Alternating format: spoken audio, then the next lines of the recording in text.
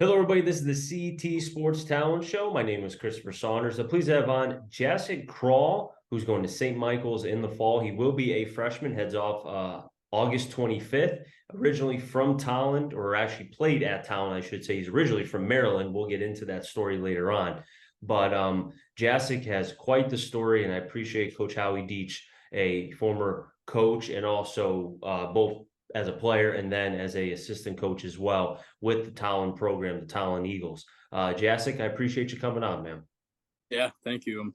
Appreciate you having me on and excited. I kind of want to get right into it because I feel like I don't need to talk anymore. I really want to get into the story because I think it's something that a lot of people should hear, and I know you'll get into it, but it really is just really quick before you start giving your story for people who need to know or may not know. It's something that really shows how everybody you can strive and you can do whatever you need to do. You just have to be able to have not just the support, but you also be able to have the will. And Jacek, take it away. Yeah, so lived in Maryland. Had a really tough relationship at home. Um, so I ended up at 15. I was kind of on my own. I ended up, it was a long 3 years of trying to wait to move up to Connecticut and figure out my life. So I had to kind of put baseball and everything on the back burner. In the meantime, I lived in a minor league clubhouse for 2 summers. I was a bat boy, I was a clubby, I was a groundskeeper. I kind of did anything they wanted me to do there. They fed me, they clothed me. It was amazing. Best 2 summers of my life. But outside of that, struggling in school, kind of, being on my own, trying to figure out how to make money and take care of myself. And it was a long, long process. And I ended up doing a bunch of odd jobs and just things trying to get by. And then once I turned 18 in October of 2019, I was able to move up to Tolland, Connecticut, and it was just me and my grandmother. So it was definitely a change of scenery, and what I was kind of went through in Maryland was definitely worth it once I was able to move to Connecticut and kind of get back on track, and have a place to call my own. In the beginning of when you were on your own, right? I mean, I could only imagine what was going through your mind. I'm not going to say what could be because I've never have experienced that, and I would never put words in your mouth. For you, just if you could just share kind of some of the thoughts that you had as you were going through that daily when you were on your own. It was a life I didn't really want to live, to be honest with you. You know, uh, I got lucky, as odd enough as to say that, with some really good friends, really good people I met, and uh, my twin sister also definitely wouldn't be around if I didn't have her. Um, and just you know, with the hope of when I was going throughout those few years, with the hope of I can come out of this. Like there's light at the end of the tunnel somewhere. It might take a couple years, but it's got to be down there somewhere. So kind of just like outlasting as much time as I could. That's the only way I had to. It's the only way I could make it work. Was just kind of to survive, and there wasn't there wasn't really any other way to it. It was just kind of put your head down and just kind of go right through it, and things will eventually work themselves out like they did. In talking with Coach Deach, a couple of days prior to you coming on today, I know he told me how much you love the game of baseball, and I know just from our conversations, I could tell very quickly how much passion you have for the game. I've interviewed many players who have told me how the sport of their choice or just sports in general really has kind of saved them from you name it. Could be anything. Could be something as minor as just getting in trouble or as major as kind of a situation like you're speaking to. And I know you mentioned you were with the clubhouse of the Baltimore Orioles and you were there for 2 years. Is it fair to say, and if I'm wrong here, just tell me, I won't be hurt by it. Is it fair to say that being there and being around the game and being away from certain potential bad things helped you? Like, does that make sense? Definitely. It was just my outlet, like, living in a minor league clubhouse for 2 summers, like, it brought me experiences I never could have dreamed of. And realizing that my lack of family, real family, was compensated by my baseball family. And like, all my friends in Maryland were baseball kids I played baseball with. Then living in the clubhouse were all professional baseball players and major league baseball players and coaches and staff. And then Mhm. obviously moving to Connecticut, it was the same thing. It was first day of school, I met baseball guys, and like that was, I ran with it. It's always been Baseball has always been my family. So whoever I came across in the game, that's who I see as family. So throughout high school, and then coaching in high school, and then college, summer ball leagues, minor league team, like whatever it may be, like those guys are my family to get me through it, and I'm thankful for that. If you were to go back in time, and I wish we could all do that because that'd be sick. That'd be pretty cool. If you could go back and talk to yourself when you were in those clubhouses, going through the days and such, and seeing where you are now, if you were to go back and tell yourself, hey, you're going to accomplish this, this, and that, you're going to be able to pitch in college, you're going to St. Michael's, you're going to be able to do, things that you probably thought were maybe impossible, just going back to your times in the clubhouse and such with the O's. Do you think yourself back then would believe that? Not for a moment. No, just what I had to deal with in Maryland was unimaginable for most people, and for me to go back in time and tell myself, you like, give it some years, but like Mhm. you're gonna be okay, and you're gonna do all these things. And um, I definitely would have believed you, but like I said, I definitely had to outlast some things, which I did. And now I'm kind of on the other side, and I'm better for it now. When you got to Tolland and you're able to talk to Coach Deach and the program and such, that had to be an awesome feeling because Deach is one of the up and coming risers in the state of Connecticut. If you could just share just kind of how, your first conversation with Coach Deach. Um, it was an interesting one. Definitely kind of, he could tell I was rough around the edges, and he knew kind of my background a little bit, and knew I was from Maryland, and kind of dealt with some tough things. But we definitely clicked off the bat. We'd have these workouts, and I'd wear like sweatpants and a sweatshirt with my hood up, just working out, like just getting to it by myself. And like I didn't know anybody, and he's like, I you always worked hard, like it never had to have a problem with you. I kind of knew what you were about, and that I wouldn't really have to worry about you. So um, we got along pretty quickly, and he definitely gave me my baseball career back. He did mention to me how, a lot of it was when you first started, you were very quiet, not standoffish, but just quiet, trying to take things in and kind of just see the surroundings of which you had. If you could just share, I mean, what was your experience like early on? Because again, I speak of when kids go from different high schools in the state of Connecticut, that's one thing. But you go from Mhm. a different state to then coming to Connecticut or from wherever, culturally, it's going to be a tad bit different. Yeah, definitely. I went to a couple different high schools in Maryland, and I was the minority in those schools. And then, kind of moving to Towland, and being predominantly white, it was definitely a lot different. Definitely had to deal with some things I wasn't really used to, with like how people carry themselves, and that sort of thing. But I figured it out eventually. Took a little time, but um, it was definitely an experience I had to take my time with and get used to. Yeah, I could only imagine again just the kind of situation of which that was happening. And, for you to be able to go through that is one thing. And with everything else that happened in your past, not to say that was the easiest thing, but Mhm. it, is it fair to say that going through that time, adjusting to Tolland was much easier than what you had dealt with in the past? Oh yeah, like I say now, like anything I deal with is kind of like a walk in the park now. Like I tell myself, nothing's ever going to be harder than those years. Mhm. So I take that with me, and I really you know savor the moments where, like, Mhm. my biggest problem is like studying for a test or something, or fixing a problem with my truck. Like that's a great problem for me to have, like, rather than what it could have been and what it used to be.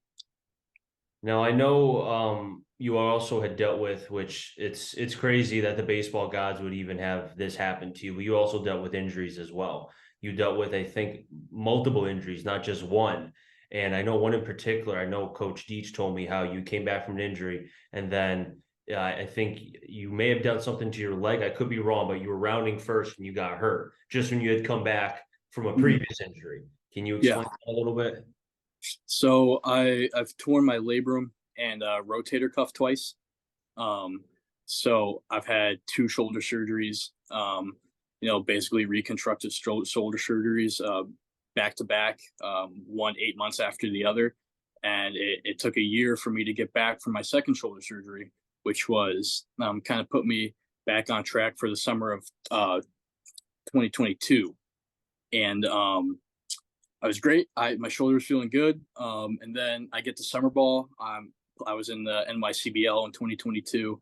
Um, and I felt great, and I hit a ball down the line, and then hit first base, and then my knee just gave out on me. I ended up tearing my ACL and meniscus, so that meant another year of rehab and surgery, and I was on crutches for, I think, a total of 3 months.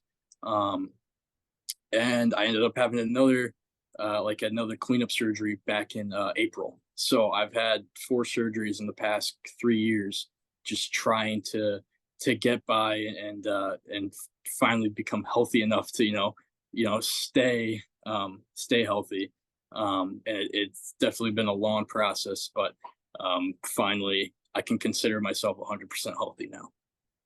When that injury occurred, I mean, I don't know about you, but I would have been crying, woe is me, many, many years beforehand, right? And I don't know if you have or had, but when that injury occurred, did you, maybe not at that moment, but maybe when you were sitting at not sitting, but when you were laying in the bed before surgery or after on crutches or whatever, did you ever think to yourself, like, why God, why me?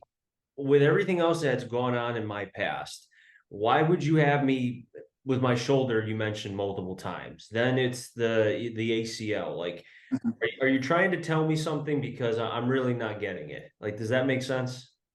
Oh yeah, yeah, that definitely. I drove home 2 days after, 8 hours home with my right knee that I tore, Mhm. and it was the longest drive of my life. 8 hours, just, yeah, it was quiet, no radio, no nothing, just thinking, like, why, like, I was so ready to go to a junior college, and I'm gonna figure it out. Like, everything's gonna work its way out, and then surprise, another injury, another surgery, another year of rehab. It's like, when's it end? You know, um, and that's something I definitely struggled with. During the time of which everything was going on, who was your biggest, or maybe I'm sure it was multiple people, who were your biggest support groups, I guess, to kind of help you get through that? Um, Howie was definitely one of them. When it came to baseball, like, he'd be one of the first guys to reach out, like, how you doing, like, and when I like, like, I think I've told him I wanted to quit like two or three times, like, just because of everything that's happened, and he told me to keep going. And just on, like, the personal side, I've had my sister, my twin sister, who she's great. She lives down in Maryland. Um, she's doing her thing, but I would call her and be like, what's going on? Like, I get more of this, like it just was so tough. Those were definitely two people that, like, I had Howie with the baseball side of things, and then my sister, with, like, the life side of things. So it was definitely good to have those two people to bounce my thoughts off of. Now, did your sister play any sports or no? Yeah, she played track. That's what she did. So she was a big track star in cross country. So she's faster than you. Is that fair? Now, because of the knee surgery, but not before. I feel like she would say that's an excuse. She would still beat you anyway. I'm just speaking for her. Maybe I'm Yeah, wrong. you're definitely right. But that's it's I've always believed, and I remember I've said this on my podcast many times. I'm sure people are sick of it, but it's okay. They'll hear it one more time, and maybe another 20 after. I had a professor who mentioned to me that every step that you take on a ladder or on a step, you need support. And again, Mhm, he was a very outgoing, outthinking man, mhm, right? So the way when he spoke about stuff, I really paid attention because he saw things in a different light. So what he meant by that was every step you take, you need support of your joints, your next leg. Like you need things that kind of help you keep taking those steps. And he mhm. said, think about life, right? Yep. Every step that you take, there's people supporting you. Like again, I'm only going to go to me for 1 second. I started out at a radio station, a community radio station in Torrington. That Mhm, led to me doing games for high school basketball, which mhm, led me to the radio station in Waterbury where I'm at now. And then it's like that's how things go, right? mhm, And I feel like in life, every step you take, there's people who are helping you, kind mhm. of pushing you up and rising you. Does that make sense to you? Absolutely. Like, just my experience, like, being a young adult and then moving to Connecticut, like, there's no way I could have gotten through what I've gotten through without people to help me by my side. Mhm. Whether it be in Maryland with my friends down there and people with the minor league team I lived at, or moving to Connecticut and like having Howie or just other baseball guys that know me and kind of were there to support me going through everything I was going through with injuries and stuff. Definitely that support system is key to anything and anybody. When you were coaching the talent team, now how long were you coaching with them for? So once I had my shoulder surgeries in 2021, 2022, I was a varsity assistant coach. Okay. So when you were with them, and I know high school kids, they tend to, think they're untouchable, right? They kind of need to get brought down a little. I'm sure Howie's done a lot with them. But did they ever be like, hey, Coach Crawl, like, you still got that, 80 and whatever, 85-mile-per-hour fastball in you. Did you ever have to kind of show them that you still got it? Did you ever have to show them that? I I definitely got chirped quite a lot, but there's nothing ever I really could do because I was always in a sling. It felt like I was always in a big shoulder cast so that I couldn't move, and I'd be getting some weird looks from guys that have never met me before, and always the freshmen or the guys that were called up to varsity, like who's this guy? So Mhm. I was never able to show them what I got, but I definitely now I could I can do that. Did they, again, I know just speaking from experience, high school kids now, and probably even back then, and I was one of them, I needed to see something. You Mhm, hear it, that's one thing, but you need to kind of physically do it to kind of get the reps in. They didn't physically see you playing baseball. mhm, So when you would tell them, hey, I see if, batting wise, right? If you mhm, saw the shoulder drop, if you saw the weight transfer on their back leg go a little too mhm, early, or for pitching, prime example with what you're seeing right now with guys throwing super hard but having no command. You got to mhm. focus on one because if you try to go too hard, you're gonna have no command. You got to be able to have the off speed stuff. Yeah. Did they listen to you when you would coach them? Yeah, yeah. Being I was more on the quiet side, and how he could definitely tell you that.